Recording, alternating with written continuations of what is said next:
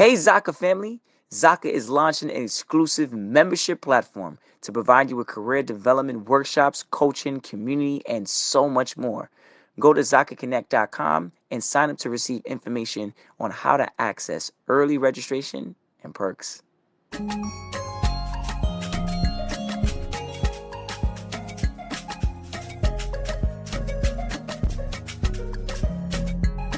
Hello, everybody. This is Paul Herman, the Prince of Motivation and host of Zaka Presents My Journey. We're creating this vulnerable and positive platform where you can get inspired and motivated from different leaders from our community. Today, our guest is Annie Jean-Baptiste, who is an author and also currently the Director of Product Inclusion and Equity at Google. Annie, welcome to the show. Thanks so much for having me. I'm excited. Oh, come on. I'm even more excited to hear about your story, all right? And I want to talk about the book and all the things that you're doing currently in your career journey. But before we do that, could you just give the listeners a little bit more understanding of your cultural background and where you grew up? Sure. So I am Haitian American. Both my parents are from Haiti. I grew up on the East Coast in Boston, but I've lived all over the place: Boston, San Francisco, Madrid for a little bit, and now I'm back in Boston. Okay, Madrid and Boston. Okay. And you said both your parents are from Haiti. What part of Haiti? From Port-au-Prince. Okay. Yes. Now, obviously, one of the things that does come on our show, and some of our guests have been, well, a good amount of our guests have been from Haitian background, right? And a lot of them have spoke about like the Haitian resilience, right? Could you just give the listeners a little bit more your perspective on the Haitian culture and what it means to you? Yeah, so I think Haitian culture kind of drives a lot of how I show up. I think Haitian culture is very authentic. It's very warm. It's very persistent. And so I think all of those things have helped me kind of navigate and find my own path. I think that it's a very like human first culture. And I think that I didn't think a lot about it as I was kind of like navigating my career, but now kind of threading the needle backwards, it's very clear how much that kind of laid the foundation or groundwork for like how I show up, especially to show up in places that maybe weren't made with me or people like me in mind. And that Haitian culture, as from the previous guests, they always talk about the richness of it, like the fun and the family, the aspect of it. Is that a big thing for you as well? Yeah, totally. I feel like Haitian parents, they're like, all you need is family, so it's not like you're like going and having sleepovers all the time, which like I think as a kid, especially growing up in the US, sometimes you're kind of like, oh my God, like so strict. But I'm super grateful for that upbringing, because I think it just instilled kind of loyalty and just a really big commitment to family. And I think as you get older, right, like everyone's getting older, grandparents, right, parents, et cetera. And so I think having all of that kind of quality time is something that I think as a kid you take for granted, but I'm so grateful for now. And I have a really big extended family, and we get together all the time and, have group chats and all that kind of stuff, which I feel really lucky to have that support system, and knowing that there's so many people I can go to if I need help or I need a kick in the butt, I just have so much support, and I'm super grateful for that. And from your childhood growing up to now, like when did you start to develop a passion for like product inclusion, and like why? Yeah, so I mean, I think, if you had asked me in high school or college if I would be doing this job, I would have said no, right? Because it didn't exist. But I think when you look at formative moments in my life, many of them have been shaped by either advocating for those who have been at the margins or being someone who was kind of historically marginalized, right, or slighted or kind of excluded in some way. And so one of the earliest memories I have is actually when my dad came. He's told me this story like a bunch of times. When my dad came to the US, he was going and he needed to get his hair cut. And so he kind of went to the nearest barber shop and they put a wet towel on his hair because they didn't understand the texture of his hair and didn't know how to cut it, right? And that may seem like, I think when he first told me that, I was kind of like, oh, okay, Dad, right? But when I think about that, it's really powerful and really kind of heartbreaking, right? Like something that is seemingly a run-of-the-mill everyday thing, right? Everyone has to cut their hair. You walk into a place where they're, professionals who should be able to do it, and they don't even understand you, right? And who you are, and how to kind of provide the service that they are, again, experts in providing. And so I think a lot about that, and other instances like that where it's clear that there is a certain default, and the further you get from the default, the less delightful or the less impactful the experience becomes. And so I think that there have been multiple kind of moments like that in my life. And so when I started working, I was always kind of really interested in diversity and inclusion. And I had a mentor and sponsor, Chris Gentile, who brought me in on this project that was called Accelerate with Google, which was really about getting historically marginalized businesses online and having like a digital presence. And that was kind of my first like professional foray into this. But I think at the end of the day, what drives me is that everyone wants to feel seen, right? Everyone wants to feel respected and validated. And that is, with our partners, our pets, our products, right? And so how do we make sure that in developing and designing anything, right? It doesn't have to be a tech product. It's really anything you're creating. How do you think about those who most likely are going to be left out or who haven't kind of had a seat at the table? And how do you make sure that you kind of move towards co-creation and collaboration to bring them in? So I think that kind of fundamental why for me is that everyone wants to feel seen. And so I try to bring that into kind of all aspects of my work. Now, was that something that you got from your educational journey? Like, did you know what you wanted to be at that young age when you got into your educational background? And then did you know that you wanted to be an author also, like working in technology? No, yeah. I think like when I was little, I wanted to be a pediatrician. Then I wanted to be an orca trainer, which is like the most random job, but I'm like obsessed with animals. So like, I definitely wow. It's not, yeah. I was like all over the place. The switch up is real. Exactly. So like, I'm all over the place. But I think what is helpful about that is I think a lot of times people, they'll ask you, what's your 10-year plan? Or like, what do you want to be when you grow up? And I think it's amazing for people that do know that. But I think for a lot of us, we don't know that. And I think that that's okay. And so one of the things that has guided me has been not thinking about like, what is the exact career or role that I want, but more, what do I want to learn and how do I want to grow? What are the opportunities that start to give me butterflies because I'm like, oh, geez, like I can't do this, right? Like, and start to make me kind of push out of my comfort zone. And so I think that there are different ways that you can kind of assess what growth looks like. But I would say don't feel the pressure to kind of put yourself in a box, right? I remember probably like six or 7 years ago, I was feeling, I guess like, I don't know if lost is the right word, but I was definitely kind of at this crossroads in my career where we were just kind of starting with this product inclusion and equity space, but it wasn't defined, right? There wasn't like a blueprint that I could look at and say like, oh, I'm going to like model this work after insert company here or this person. And I felt like a lot of, no one understood what it was, right? Because like we hadn't created it yet.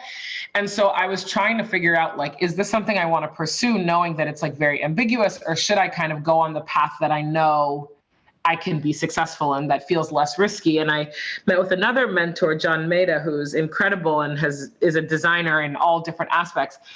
And he was just like, you don't have to fit in a box. Like, so why are you trying to put yourself in a box, right? Like, it's okay that you have these different interests. It's okay that you feel very strongly about this area that maybe others don't get just yet. Like, that's okay. And I think that having that validation was really formative for me, that not everyone is going to have this very perfect linear path, and that's okay. And a lot of times innovation comes from not having that path, right? Stepping out on faith, stepping out on intuition. Like, people are always like, oh, like, how did you know that this would become, your role? I didn't know that. You gotta kind of have faith with it all as well, too. And obviously, like you said, you had a mentor, you have people kind of guiding you as well, giving you some of that insight to kind of help you make those right decisions. Now, after college, like, how did your career start? Like, what didn't you prepare for? And what was like one of the the lessons you learned in your experience?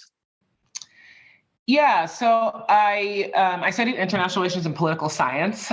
So again, not Big that titles. similar to what I'm doing right now. But I think it was helpful, and the reason why I chose that was because I felt it was very multidisciplinary, right, and interdisciplinary. So I was learning history, politics, economics, languages, right, and so I thought that it would be a helpful kind of background in whatever I wanted to do. And then I started, senior year looking at companies. And one of the things, again, when you don't know kind of what you want to be when you grow up, I think a helpful framing can be, where do I want to grow? And so what I thought about were, what are brands that I really believe in and brands that I'm excited about and can get behind their mission, right? Because I think, when you're True. leaving college, 21, 22, 23, or whatever age you are, you're not going to get your dream role probably, right? Like you're not going to get right. You have to work for like that. perfect title, right? And so what I more looked at was, what are companies where I really believe in their mission and I'm excited by that, even if I'm not doing kind of my, the ideal job or a job that directly aligns with what I've been studying. And so Google was one of those companies. And so I started at Google on the kind of business side and advertising sales, was doing that for 4 years, but all the while doing what we call 20% projects, which is essentially spending 20% of your time doing something that you're really passionate about, even if it's not your core role. And so that is when I started that program I mentioned before, Accelerate with Google, and started to think through how you bridge the digital divide for, Black-owned, Latinx-owned, women-owned, LGBTQ-owned businesses, and really make sure that they have a digital presence, because at that time we found that they were less likely to have a website, use analytics, use advertising, and so they weren't even in the consideration set. So that was my kind of first foray at the intersection of business and diversity, and I was like hooked, and so after a while, there was a role that opened up on our diversity and inclusion team. That's what it was called at the time. I joined that and was a diversity business partner. So essentially creating the holistic strategy for DEI for different product areas. So areas like photos or Android. And through that, you got to know a bunch of the leaders that were kind of leading these areas, and started to say with a few people, again, one of my mentors, Chris, saying, what would this look like if we talked about inclusion in product, right? And how do we expand how we talk about it? Because I think a lot of times when people talk about DEI, it's very internally focused, right? So you think about culture, you think about representation, you think about how to create an environment where everyone can thrive. And that is so important. And when you're building something for someone else, right, you have to ask who else, right? Who else needs to be in the room? Whose voices do we need to include? Who hasn't had a seat at the table? And so that's kind of where this work started. It was kind of seen as an extension of kind of more traditional DEI work. Now, talk to me about this book. Right. I know that very few of our guests have had books or written some books. Right. So as an author, like, what was the inspiration behind your book, Building for Everyone? And what do you expect the audience to kind of take away from the book itself? Yeah. So Building for Everyone was really me trying to distill down in a way that is easily consumed what product inclusion and equity can look like, right? Again, it's a newer space. It's something that not, especially when the book came out in 2020, many people were not they're like, what are you talking about, right? And so what I wanted to do was, one, kind of help people understand the why, right? I think with anything you're doing, you want to be able to help people understand kind of the underlying value of it, whatever it is, right? So understanding why it was so important. Understanding and starting to have a cognitive shift around why DEI is something everyone should care about, right? I think a lot of times people talk about it and they kind of frame it as only kind of a moral case, right? They say like, oh, we're good people, we should think about this, right? And that's true. And when you look at demographics shifting rapidly, right? In all around the world, when you look at who's coming online in the next, several years, when you look at Gen Z who votes with their wallets and really want to align with brands that or they spend money with brands that align with their values, right? It's also a hard business case as well, right? So I wanted to start that cognitive shift around balancing the human and the business case for inclusion.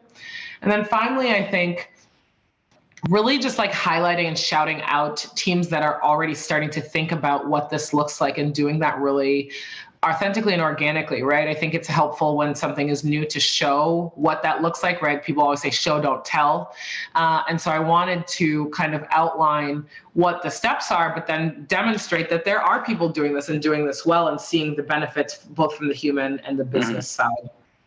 Now, when I want to kind of backtrack a little bit, you mentioned, I think the young man's name was Christian, you said your mentor? Chris, yes. Oh, Chris, right? Yes. Throughout your career, like who inspired you like Chris? And who did you look up to? Yeah, I mean, I'm inspired by so many different people. And so it comes from all different areas. And I think one of the things I always encourage my team too is like, to get outside of your day-to-day work, because you can really draw inspiration from anywhere, right? And you can, whether it's going to a conference, like I like to go to conferences that have nothing to do with my job, because I'll get inspired, good. Right? Yeah, you know, I read like architecture magazines or, you know, cooking, and you can get inspired from anything. So I think, you know, obviously my family, my parents have been such an inspiration to me, my younger brother as well. I think I've had, you know, incredible mentors and sponsors, and I think it's important to kind of delineate between mentorship and sponsorship, because research shows that people of color and women are less likely to get sponsored because people tend to sponsor those who are like them, right? And so on the surface, sometimes it seems like we are not as similar, but you kind of have to dig a little bit deeper, right? And you can find those connections. But sponsorship is important because sponsorship is specifically someone who is more senior to you, advocating for you when you are not in the room, right? So advocating for stretch opportunities, advocating for you to get a new role, advocating for you to get these other things that will help you develop. Right. Yeah. And so that's very different from mentorship, right? Mentorship can be peer-based. It can be someone that is less, you know, more junior than you are, but it's about advice giving more so, right? Sponsorship is about someone putting their reputation on the line to get you further and to develop you, right? And so I think that it's important to have both, and I'm very grateful that I've had both inside and outside of my job. But then also, yeah, I'm inspired by people who take the risk to do something that people kind of don't get, right? And so I love kind of, you know, game changers. I love rebels across all different kind of stratospheres. And so like this morning I was listening to this podcast by this skateboarder, Rob Dyrdek, right? Which is it seems so random, right? But it's like, you can get inspiration from anywhere.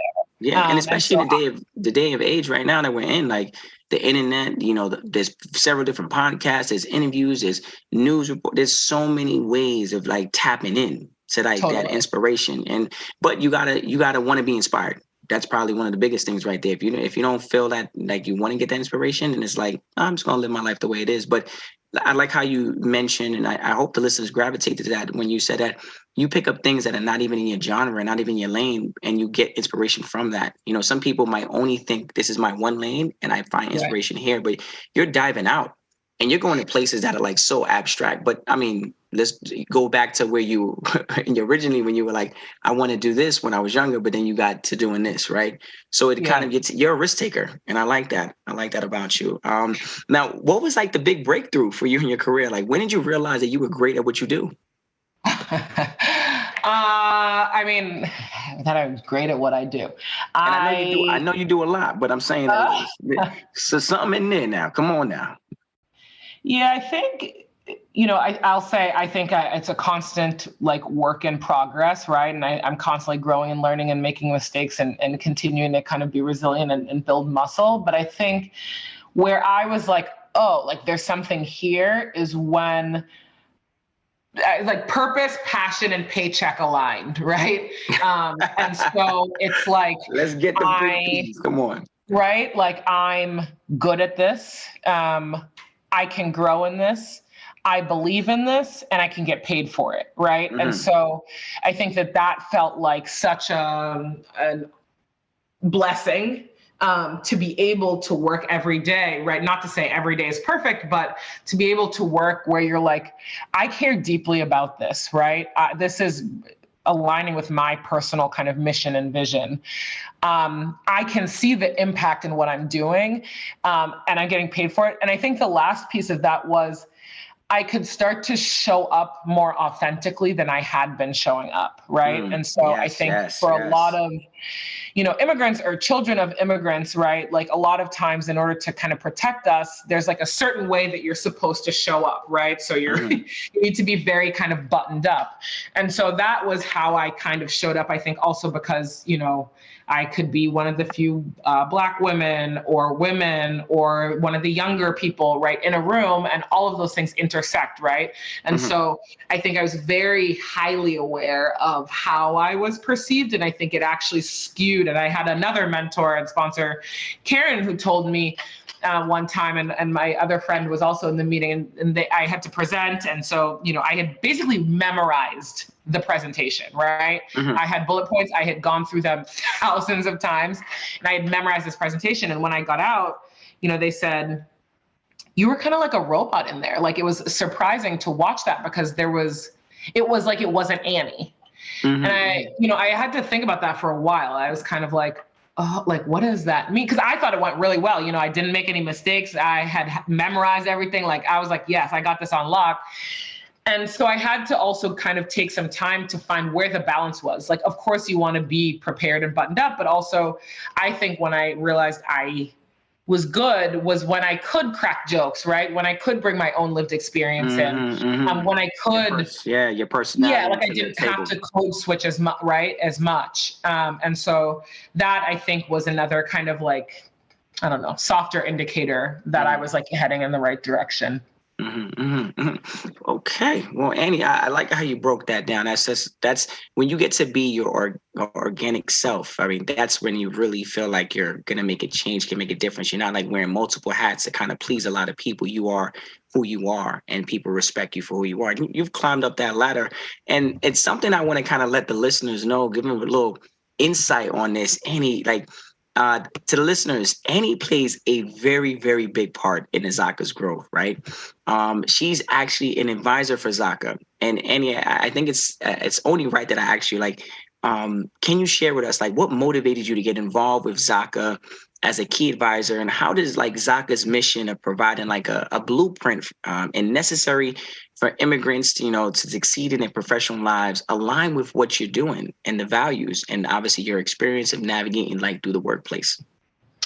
Yeah, so I think first, I think the team is incredible, and I think what they're trying to do is so admirable. So I was, really honored to even be asked to, give my 2 cents here and there. I think more zooming out a little bit in terms of why I think it's important. I think that there are unspoken rules, right, in corporate America, but globally, right, when you're working in an organization, that many times immigrants, we don't know, right? And so there may be unspoken things or things that are under the surface that you need to know to navigate and to thrive and succeed. And without having someone pull you aside and say, hey, yo, you should da-da-da-da-da, right? How would you know? And there are other people who have been acclimated, right? They've had generations of people helping them or understanding the unspoken rules, understanding how to navigate, right? And so it's an unfair, it's much harder to kind of navigate it without kind of having that guidance, right? And so I see Zaka as, a significant step to helping people understand kind of what some of those kind of unspoken tips and best practices are, how you can show up, how you can start to navigate these things and have a community, right? I think being in community is so important. I think one of the things that has helped me so much in my career is having a community of outside of my mentors and sponsors, which I think, are every race and gender that you could imagine, having a very strong, tight-knit community of Black women, right, in my same industry. So I can bounce ideas off of, so they can be like, girl, what are you doing, right? Like, and that is really helpful. And so I see Zaka as like kind of like taking that and scaling it, right? Where you have this community, you have all of these people who have kind of gone through certain things, so you don't have to, right? Or they've seen blueprints of things that work, and they can share that with you versus you having to struggle through and get figured out yourself. Because then you waste time. That's right. And possibly money as well, too. Totally. Yeah. Well, Eddie, thank you so much for just kind of sharing your insight, your journey, about your cultural background as well too. I greatly appreciate you giving the listeners a clear direction on one. I think mentorship is very important. You have a lot of them, and all those individuals have kind of helped you out. You're an author, you're helping out, and obviously you're an advisor for Zaka, which is so helpful. I mean, it's an honor to have you a part of the team, and I'm looking forward to seeing all the great things that's going to come from it. Any last words for the listeners? No, thank you. You are a great podcast host. Made me feel very comfortable. So thank you. And yeah, I just think everyone is more resilient than they know, but it takes a village, right? So lean on each other. Let's get it. And yeah, we're going to change the world. So thanks for having me. One podcast at a time. And I want to let the listeners know, if you want to hear more inspirational stories like Annie, please check us out on ZakaConnect.com. Follow our social at Zaka Connect, and follow our feed Zaka wherever you listen to your podcasts.